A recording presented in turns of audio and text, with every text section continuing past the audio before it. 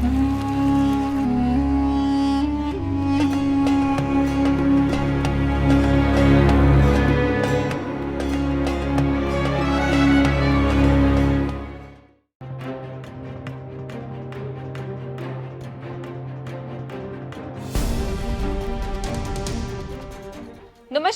मैं नेहा पाल और आप देख रहे हैं धर्म ज्ञान। आप सभी जानते होंगे कि भारत और पाकिस्तान के बीच कैसी स्थिति चल रही है। कभी भी कुछ भी हो सकता है। हालांकि दोनों देशों ने सीज फायर पर सहमति कर ली है, लेकिन आप पाकिस्तान को तो जानते ही हैं, वो कुत्ते की दुम है जो कभी सीधी होने का नाम ही नहीं लेती।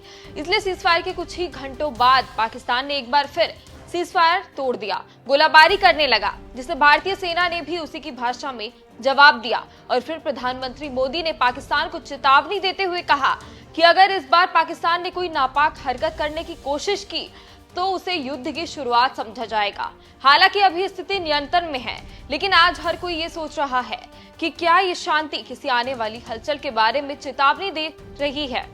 अगर सब शांत है तो फिर क्यों सिद्धिविनायक मंदिर में सुरक्षा को बढ़ा दिया गया है। चलिए जानते हैं क्या है पूरा माजरा। तो जानने के लिए बने रहे हमारे साथ और देखिए इस पर हमारी खास रिपोर्ट।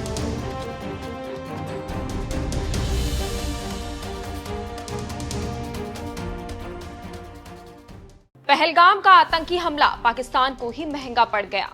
भले ही भारत और पाकिस्तान के बीच सीज फायर हो गया है, लेकिन ऑपरेशन सिंदूर अभी जारी है, क्योंकि पाकिस्तान भारत को नुकसान पहुंचाने के लिए कुछ भी कर सकता है, किसी भी हद तक गिर सकता है। और इसी बात को ध्यान में रखकर भारत के कई मंदिरों की सुरक्षा को बढ़ा दिया गया है। इसी बीच मुंबई के सबसे प्रसिद्ध मंदिरों में से एक सिद्धिविनायक मंदिर में भी सुरक्षा बढ़ा दी गई है, क्योंकि हिंदुस्तान के पलटवार से बौखलाया हुआ पाकिस्तान अब किसी भी हद तक गिरने को तैयार हो गया है। इसी को लेकर सिद्धिविनायक मंदिर में भी सुरक्षा बढ़ा दी गई है, क्योंकि ये मंदिर आतंकियों के निशाने पर है। इसलिए मंदिर परिषद ने एक आदेश देते हुए कहा, 11 मई से मंदिर में फूलों की माला और नारियल का प्रसाद नहीं चढ़ाया जाएगा। इसके अलावा आपको बता दें कि इस मंदिर में भगवान गणेश की पूजा की जाती है। ये मंदिर इतना मशहूर है कि इस मंदिर में रोजाना हजारों की संख्या में भक्त माथा टेकने आते हैं। इसी के चलते ये मंदिर हमेशा से ही आतंकवादियों की हिट लिस्ट में शामिल रहा है। इसलिए मंदिर परिषद के सदस्यों ने भक्तों की सुरक्षा को ध्यान में रखते हुए ये अहम फैसले उठाए हैं। अब मंदिर में आने वाले भक्तों की जांच के साथ भीड़ प्रबंधन का काम भी किया जा रहा है। इसी के साथ आपको जानकारी देते चले कि अब मंदिर में सीसीटीवी कैमरों की संख्या भी बढ़ा दी गई है और मंदिर के मेन गेट पर भी जांच की जा रही है। लेकिन भक्तों का उत्साह बाप्पा के प्रति कम नहीं हुआ है। बप्पा के भक्त अभी भी कह रहे हैं कि बप्पा के दर्शन के लिए सिर्फ सच्चे मन और बाप्पा के प्रति आस्था ही काफी है। इन सभी चीजों का बाप्पा के दर्शन के आगे कोई मूल्य नहीं है। क्या है सिद्धिविनायक मंदिर का इतिहास? भगवान गणेश को समर्पित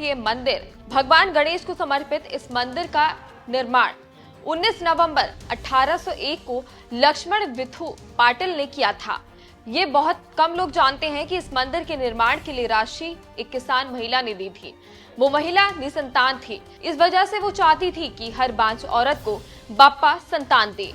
इसलिए उसने इस मंदिर के निर्माण कार्य में भाग लिया। आपको बताते चले कि इस मंदिर की गिनती भारत के सबसे प्रसिद्ध मंदिरों में से होती है। इस मंदिर से हर साल 10 से 15 करोड़ रुपए की धनराशि प्राप्त होती है। इस मंदिर की छत सोने से बनी हुई है, इसलिए ये मंदिर हमेशा से ही आतंकवादियों की लिस्ट में शामिल रहा है।